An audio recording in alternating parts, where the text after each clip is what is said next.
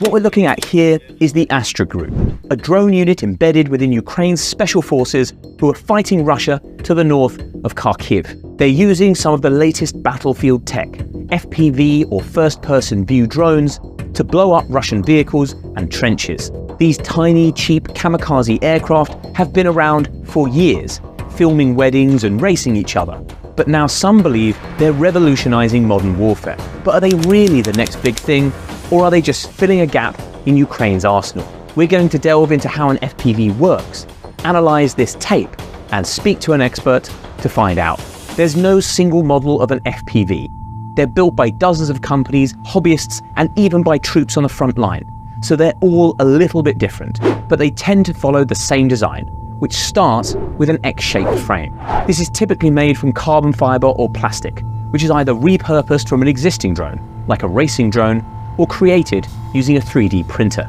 At the end of each arm is a small electric motor and a propeller that the drone uses to accelerate and steer. There are 4 in total, making this drone a quadcopter. Having 4 motors means the drones are fast.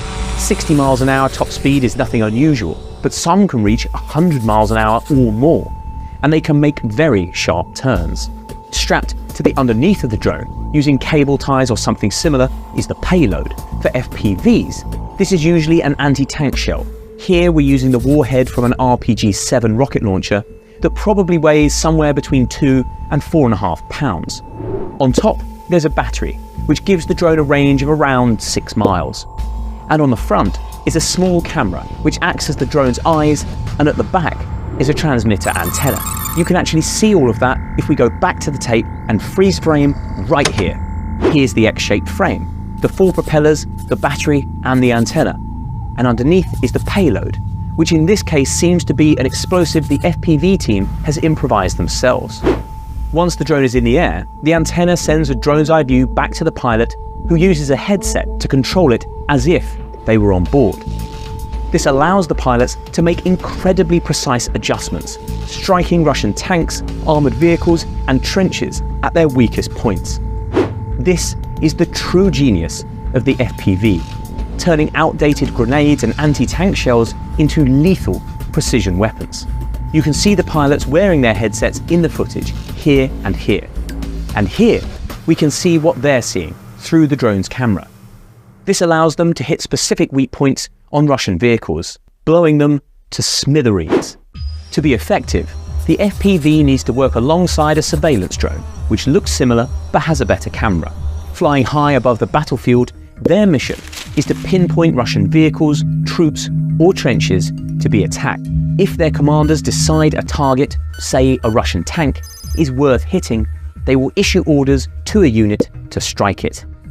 In the past, that unit might have used expensive anti-tank missiles or artillery shells, but increasingly, the job is being given to cheap FPVs.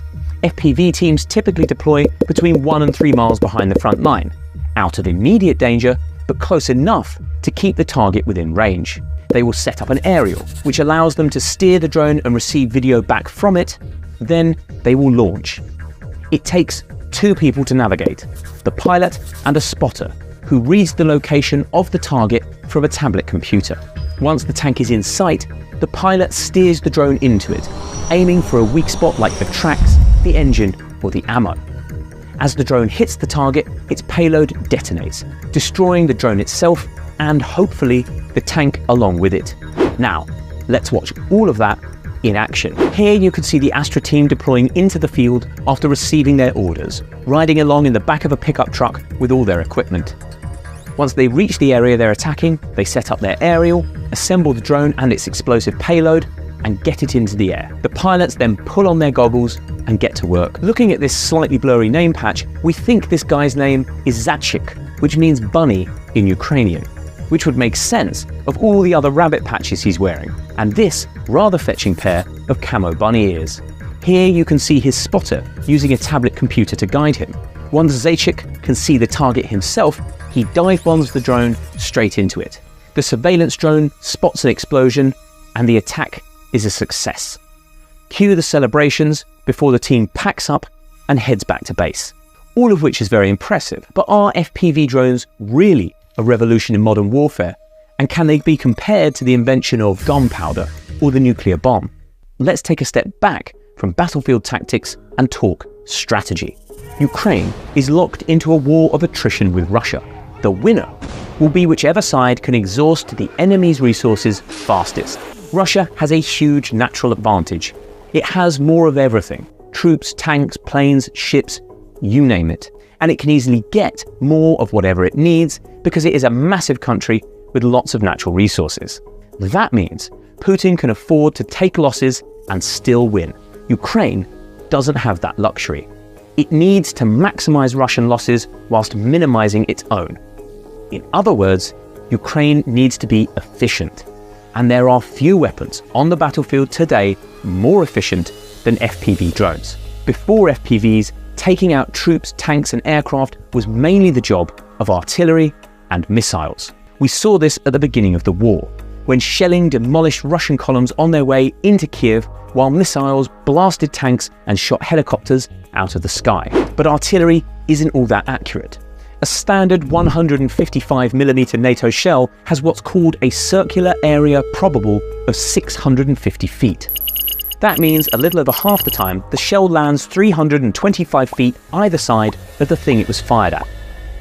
The rest of the time, it lands outside of this circle. So in order to hit anything with artillery, you can't fire just one shell. You need at least dozens, possibly hundreds, to blanket an area to guarantee a kill. Artillery therefore chews through ammo, and even though shells are relatively cheap and easy to make, Ukraine is constantly running out.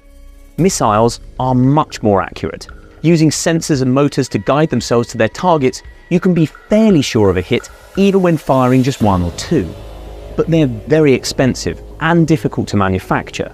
A single US Javelin costs around $200,000, and even America, with its vast military-industrial complex, only makes just over 2,000 of them per year. FPVs solve the shortcomings of both. They're cheap and easy to make. Almost anyone can knock one up in a shed using a few $100s of components that are readily available online. In fact, a lot of Ukrainians do this, raising funds for them through online donations before sending the homemade weapons to the front. They're also pinpoint accurate, able to fly through tank hatches or strike precise weak points in the armor, often with spectacular results. They're also very hard to stop. Lots of high-tech anti-air defenses could take them down, but the drones are so easy to make there's no point. Eventually, those air defenses will run out of ammo, and then the drones can fly straight through. That means almost everything on the battlefield is vulnerable to them. Ukraine has used them to hit troops, tanks, trenches, artillery guns, even other drones and helicopters. That's why some people think they're revolutionary. They make precision weapons that used to be available to a select few available to almost